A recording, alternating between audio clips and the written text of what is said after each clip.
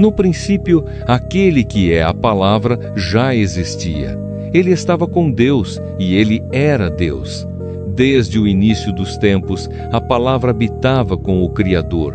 Por meio dela, Deus fez todas as coisas, e absolutamente nada do que existe foi feito sem ela. A palavra era a própria fonte da vida, e essa vida trouxe a luz para todas as pessoas. Uma luz que brilha na escuridão, e a escuridão jamais conseguiu apagá-la. Houve um homem chamado João, enviado por Deus com uma missão clara: falar a respeito da luz. Ele veio para que, por meio de sua mensagem, todos pudessem ouvir e crer. João não era a luz, mas veio para ser a voz que apontava para ela a luz verdadeira, que veio ao mundo para iluminar a cada um de nós. A palavra estava no mundo. O mundo foi feito por meio dela, mas o mundo não a reconheceu. Aquele que é a palavra veio para o seu próprio país, mas o seu próprio povo não o recebeu. Porém, para alguns, a história foi diferente. Aqueles que creram e o receberam ganharam o direito de se tornarem filhos de Deus. E essa não foi uma paternidade natural, nascida da vontade humana ou de laços de sangue. O próprio Deus se tornou o Pai deles. E a palavra se tornou um ser humano. Ela habitou entre nós, caminhou ao nosso lado, cheia de amor e de verdade. E nós vimos a revelação da sua natureza divina, a glória que ele recebeu como Filho único do Pai. Ao ver isso, João Batista declarou abertamente: "Este é aquele de quem eu falei. Ele vem depois de mim, mas é muito mais importante do que eu, pois antes mesmo de eu nascer, ele já existia." E a verdade é que todos nós temos sido profundamente abençoados com as riquezas do seu amor, recebendo bênçãos sobre bênçãos. A lei rigorosa foi dada por meio de Moisés, mas o amor profundo e a verdade transformadora vieram por meio de Jesus Cristo. Ninguém nunca viu a Deus.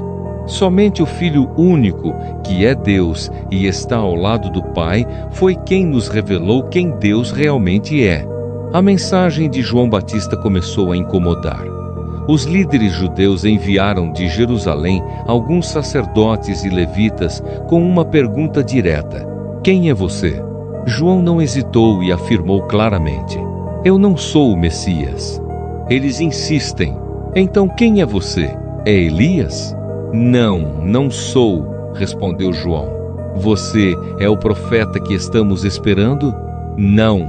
Desesperados por uma resposta, eles disseram: "Diga-nos quem é você, para que possamos levar uma resposta aos que nos enviaram.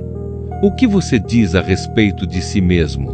João então respondeu, ecoando as palavras antigas do profeta Isaías: "Eu sou a voz daquele que grita no deserto: preparem o caminho para o Senhor passar."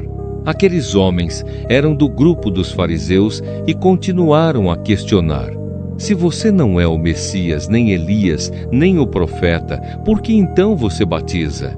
João respondeu com humildade e autoridade: "Eu batizo com água, mas no meio de vocês já está alguém que vocês não conhecem. Ele vem depois de mim, e eu não sou digno sequer de desamarrar as correias das suas sandálias." Tudo isso aconteceu no povoado de Betânia, no lado leste do Rio Jordão, onde João realizava os batismos. No dia seguinte, João viu Jesus caminhando em sua direção. O cenário mudou, o tom mudou. João apontou e disse: "Aí está o Cordeiro de Deus, que tira o pecado do mundo. Era a respeito dele que eu falava. Depois de mim vem um homem mais importante do que eu, porque antes de eu nascer, ele já existia. Eu mesmo não sabia quem ele era, mas vim batizando com água para que Israel o conhecesse." E João continuou o seu testemunho: "Eu vi o Espírito descer do céu como uma pomba e pousar sobre ele. Eu não o conhecia, mas Deus, que me mandou batizar com água, tinha me dito: Aquele sobre quem você vir o Espírito descer e parar, esse é o que batiza com o Espírito Santo. Eu vi isso acontecer, e por esse motivo eu declaro: ele é o Filho de Deus. No outro dia, João estava novamente ali com 2 dos seus discípulos. Ao ver Jesus passar, repetiu: aí está o Cordeiro de Deus. Ouvindo isso, os 2 discípulos começaram a seguir Jesus. Percebendo que estava sendo seguido, Jesus olhou para trás e perguntou: o que vocês estão procurando? Eles responderam: Rabi, onde o Senhor mora? Venham ver, convidou Jesus. Eles foram, viram onde ele estava morando e passaram o resto do dia com ele. Era por volta das 4 horas da tarde. Um desses homens era André, irmão de Simão Pedro. A primeira coisa que André fez foi procurar seu irmão para lhe dar a grande notícia: achamos o Messias. André levou Simão até Jesus. Jesus olhou fixamente para ele e disse: você é Simão, filho de João, mas de agora em diante o seu nome será Cefas, roteiro de narração. O Evangelho de João, parte 2. No dia seguinte, Jesus resolveu ir para a região da Galileia. Antes de partir, foi procurar Filipe e lhe fez um convite direto: venha comigo. Filipe era de Betsaida, a mesma cidade de André e de Pedro. Pouco depois, Filipe encontrou Natanael e compartilhou o seu entusiasmo. Achamos aquele a respeito de quem Moisés escreveu no livro da lei e sobre quem os profetas também escreveram. É Jesus, filho de José, da cidade de Nazaré. Natanael, desconfiado, perguntou: e será que pode sair alguma coisa boa de Nazaré? Venha ver, respondeu Filipe. Quando Jesus viu Natanael se aproximar, disse a respeito dele: aí está um verdadeiro israelita, um homem realmente sincero. Surpreso, Natanael questionou: de onde o Senhor me conhece? Jesus respondeu: antes que Filipe chamasse você, eu já tinha visto você sentado debaixo daquela figueira. Impactado por aquelas palavras, Natanael exclamou: Mestre, o Senhor é o Filho de Deus, o Senhor é o Rei de Israel. Jesus então lhe disse: você crê em mim só porque eu disse que tinha visto você debaixo da figueira? Pois você verá coisas ainda maiores do que esta. Eu afirmo a vocês que isto é verdade. Vocês verão o céu aberto e os anjos de Deus subindo e descendo sobre o Filho do Homem. 2 dias depois, houve um casamento no povoado de Caná, na região da Galileia, e a mãe de Jesus estava ali. Jesus e os seus discípulos também tinham sido convidados para a celebração. No meio da festa, o vinho acabou. Percebendo a situação, a mãe de Jesus se aproximou dele e disse: o vinho acabou. Jesus respondeu: não é preciso que a senhora diga o que eu devo fazer. Ainda não chegou a minha hora. Mesmo assim, ela demonstrou total confiança e disse aos empregados: façam tudo o que ele mandar. Ali perto estavam 6 grandes potes de pedra, usados pelos judeus em suas cerimônias de purificação. Em cada um deles cabiam entre 80 e 120 litros de água. Jesus se dirigiu aos empregados e ordenou: encham estes potes com água. E eles os encheram até a borda. Em seguida, Jesus orientou: agora tirem um pouco e levem ao dirigente da festa. Eles obedeceram. O dirigente da festa provou a água que havia se transformado em vinho. Como ele não sabia de onde tinha vindo, embora os empregados soubessem, chamou o noivo e comentou: todos costumam servir primeiro o vinho bom, e depois que os convidados já beberam muito, servem o vinho comum. Mas você guardou o melhor vinho até agora. Jesus realizou esse seu primeiro milagre em Caná da Galileia. Assim ele revelou a sua natureza divina, e os seus discípulos creram nele.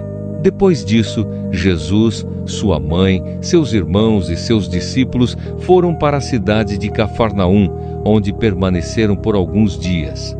Aproximando-se a Páscoa dos judeus, Jesus subiu para a cidade de Jerusalém. Ao entrar no pátio do templo, deparou-se com homens vendendo bois, ovelhas e pombas, além de cambistas sentados às suas mesas trocando dinheiro. Tomado de indignação, ele fez um chicote de cordas e expulsou a todos dali, junto com as ovelhas e os bois. Virou as mesas dos cambistas, espalhando as moedas pelo chão, e ordenou expressamente aos que vendiam pombas: tirem tudo isto daqui, parem de fazer da casa do meu pai um mercado. Nesse momento, seus discípulos se lembraram das palavras das Escrituras Sagradas: o meu amor pela tua casa, ó Deus, queima dentro de mim como fogo. Os líderes judeus, confrontados com aquela atitude, perguntaram: que milagre você pode fazer para nos provar que tem autoridade para agir assim? Jesus respondeu com um enigma: derrubem este templo e eu o construirei de novo em 3 dias. Eles retrucaram: a construção deste templo levou 46 anos e você afirma que vai erguê-lo de novo em apenas 3 dias? No entanto, o templo ao qual Jesus se referia era o seu próprio corpo. Mais tarde, quando Jesus ressuscitou dos mortos, os seus discípulos lembraram que ele havia dito isso e compreenderam e creram nas Escrituras Sagradas e nas palavras de Jesus. Enquanto estava em Jerusalém durante a festa da Páscoa, muitos creram no seu nome por causa dos milagres que ele realizava. Mas Jesus não se confiava a eles porque conhecia a todos profundamente. Ele não precisava do testemunho de ninguém a respeito do ser humano, pois sabia perfeitamente o que se passava no pensamento de cada pessoa. Algum tempo depois, por ocasião de uma festa dos judeus, Jesus voltou a Jerusalém. Próximo ao Portão das Ovelhas, existe um tanque com 5 entradas, chamado Betesda em hebraico.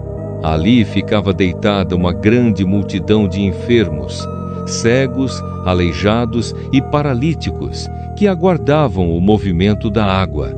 Pois de tempos em tempos, um anjo do Senhor descia e agitava a água do tanque. O primeiro doente que entrasse logo após a agitação ficava completamente curado de qualquer doença. Entre os que ali estavam, havia um homem que sofria de uma enfermidade fazia 38 anos. Jesus o viu deitado e, sabendo que ele passava por aquilo há tanto tempo, perguntou-lhe: você quer ficar curado? O enfermo respondeu: Senhor, eu não tenho ninguém que me coloque no tanque quando a água é agitada. Enquanto estou tentando ir, outro desce antes de mim. Então Jesus lhe disse com autoridade: levante-se, pegue a sua cama e ande. No mesmo instante, o homem ficou curado, recolheu a sua cama e começou a caminhar. Aquele milagre, porém, aconteceu em um sábado. Por isso os líderes judeus disseram ao homem que havia sido curado: hoje é sábado e a nossa lei não permite que você carregue a sua cama neste dia. Ele se justificou: o homem que me curou foi quem me disse: pegue a sua cama e ande. Eles quiseram saber: quem é o homem que mandou você fazer isso? Mas o homem que fora curado não sabia quem tinha sido, pois Jesus havia se retirado discretamente por causa da multidão naquele lugar. Mais tarde, Jesus o encontrou no pátio do templo e o alertou: olhe, agora você está curado. Não peque mais, para que não lhe aconteça algo ainda pior. O homem saiu dali e foi relatar aos líderes judeus que quem o havia curado era Jesus. Por esse motivo, as autoridades passaram a perseguir Jesus, pois ele realizava essas obras no sábado. Diante da acusação, Jesus declarou: o meu Pai trabalha até agora, e eu também trabalho. Ao ouvirem isso, os líderes judeus ficaram com um desejo ainda maior de matá-lo, pois, além de não observar o sábado conforme a tradição deles, Ele chamava a Deus de seu próprio Pai, igualando-se a Deus. Jesus então lhes explicou detalhadamente: eu afirmo a vocês que isto é verdade. O Filho não pode fazer nada por sua própria conta. Ele só faz o que vê o Pai fazer. Tudo o que o Pai faz, o Filho faz também. Porque o Pai ama o Filho e lhe mostra tudo o que faz. E vai mostrar a ele obras ainda maiores do que estas, para que vocês fiquem admirados. Pois, assim como o Pai ressuscita os mortos e lhes dá vida, o Filho também dá vida a quem ele quer. E continuou: o Pai a ninguém julga, mas confiou todo o julgamento ao Filho, para que todos honrem o Filho, assim como honram o Pai. Quem não honra o Filho, não honra o Pai que o enviou.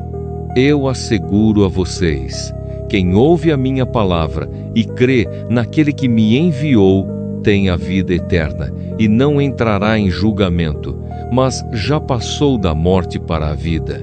Está chegando a hora, e de fato já chegou, em que os mortos ouvirão a voz do Filho de Deus, e os que a ouvirem viverão. Da mesma forma que o Pai é a fonte da vida, ele concedeu ao Filho ser também a fonte da vida, e deu-lhe autoridade para julgar, porque ele é o Filho do homem. Jesus concluiu o seu ensinamento advertindo-os: não fiquem admirados com isso, pois está chegando a hora em que todos os que estão nos sepulcros ouvirão a sua voz e sairão. Os que fizeram o bem ressuscitarão para a vida, e os que praticaram o mal ressuscitarão para serem condenados. Eu não posso fazer nada por mim mesmo. Julgo conforme o que ouço do Pai, e o meu julgamento é justo, porque não procuro fazer a minha própria vontade, mas a vontade daquele que me enviou. Se eu dou testemunho de mim mesmo, o meu testemunho não é considerado válido. Mas há outro que testemunha a meu favor, e eu sei que o testemunho que ele dá a meu respeito é verdadeiro. Vocês enviaram mensageiros a João, e ele deu testemunho da verdade. Eu não dependo de testemunho humano, mas digo estas coisas para que vocês sejam salvos. João era uma lâmpada que ardia e brilhava, e por algum tempo vocês quiseram se alegrar com a sua luz. Mas eu tenho um testemunho maior do que o de João.